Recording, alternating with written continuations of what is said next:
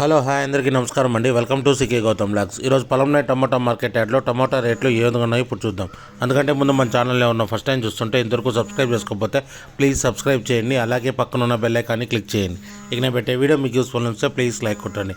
ఇక పొలంనే tomato market యార్డ్లో ఇక్కడ స్టార్టింగ్ 15 kg బాక్స్ ఇప్పటివరకు జరిగిన యాక్షన్ ప్రకారం 10 రూపాయల నుంచి 60 రూపాయల వరకు తీసుకున్నారు థర్డ్ రకం క్వాలిటీ. 10 రూపీస్ నుంచి 60 రూపీస్ వరకు తీసుకున్నారు థర్డ్ రకం క్వాలిటీ.